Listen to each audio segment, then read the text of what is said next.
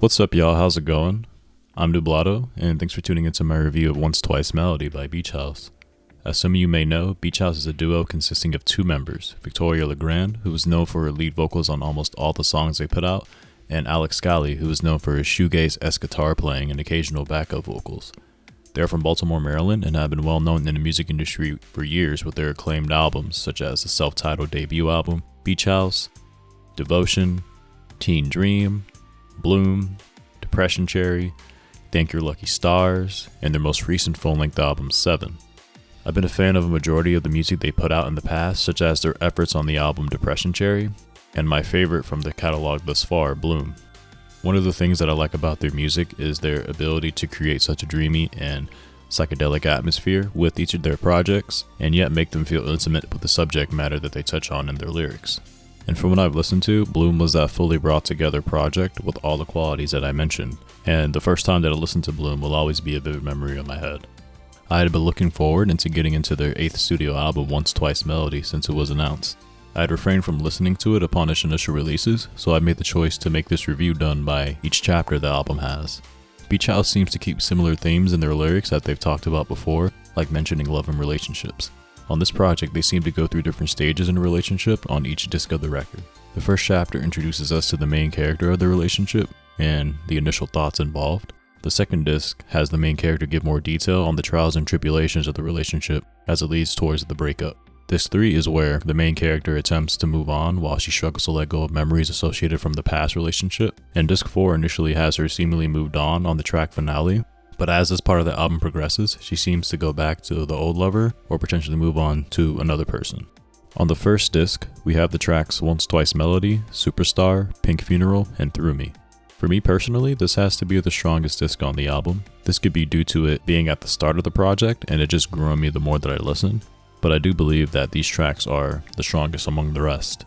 The chorus on the track Superstar and Once Twice Melody sound great, along with how Victoria's vocals are delivered on each of these. The production on the title track Once Twice Melody here is really enjoyable with the reverberated percussion and the slightly pan guitar or string playing. There are cool elements added after the chorus where there is a woodwind-like synth playing throughout the instrumental break.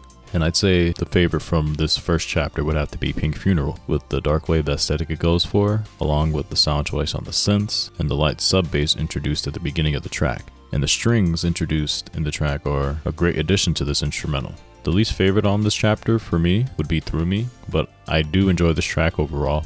This track has more of a spacey feel to the beat in the beginning, with the light panning synths in the background along with the side faint cymbals being played as well. The drumming is still faint and in the background and doesn't vary too much, I'd say.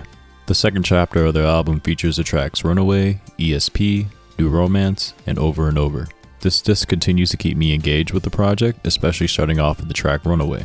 This track starts off rather interesting as it begins with some electronic, synth-pop-like drumming, and it reminds me of 8-bit sounds that were sampled on an electronic drum kit of sorts. There are more synthetic sounds on here that appear more so in the background, and Victoria's vocals do sound filtered and robotic on here, and it's a good change of pace on the album. Runaway will definitely be the favorite from this disc, I'd say.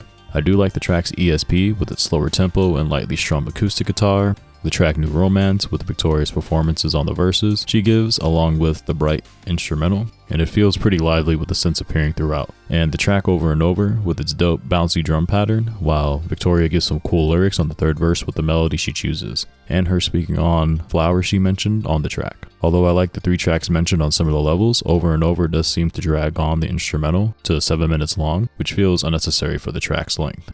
The third chapter is where things become a bit more inconsistent in quality for me. This disc features the tracks Sunset, Only You Know, Another Go Around, Masquerade, and Illusion of Forever. The tracks that are decent but don't do much for me overall would have to be the tracks Another Go Around, Illusion of Forever, and Sunset. Sunset starts off disc 3 and brings back the acoustic guitar to open this one up with the shimmering chimes in the background. And it's a slower paced track that's decent overall. Another Go Round would have to be my least favorite track off of this disc, as it has less going on in the instrumental compared to the other tracks.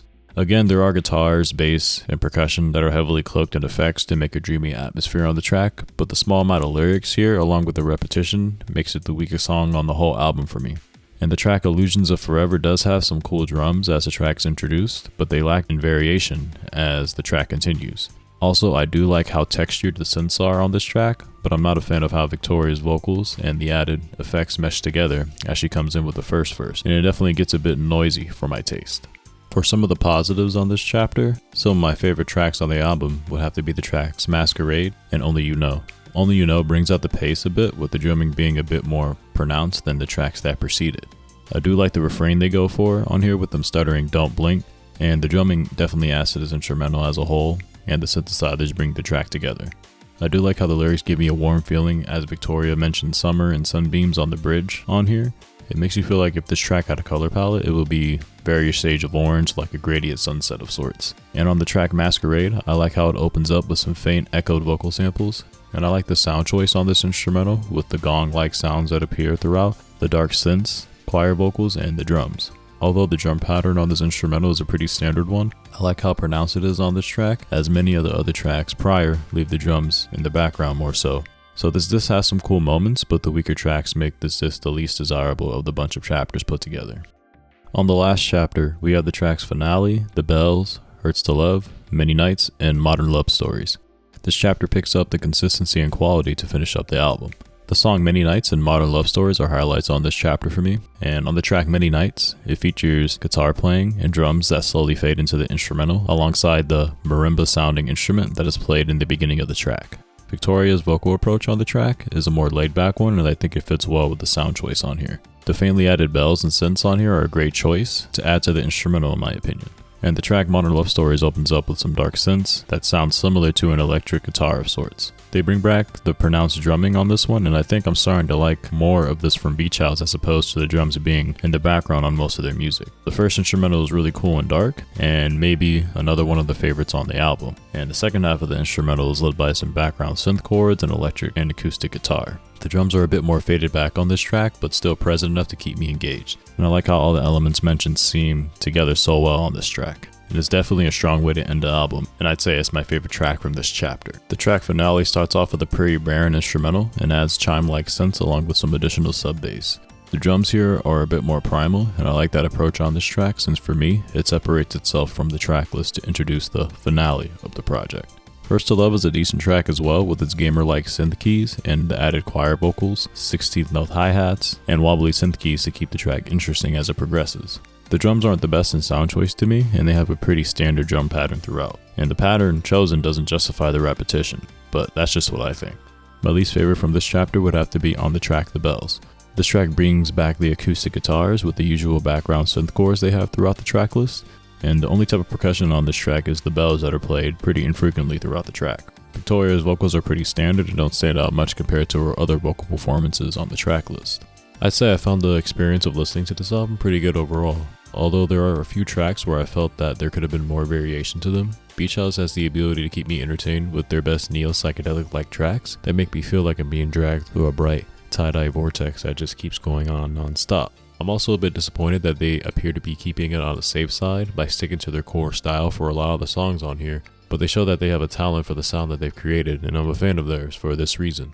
And if you are going to listen to this album, I recommend listening to it through its various chapters, like in chunks, rather than all the way through, just because it is a pretty long album, so I think it's a lot more digestible when you go through each chapter. That being said, I'm giving this album an enjoyment rating of a light 7.5 out of 10.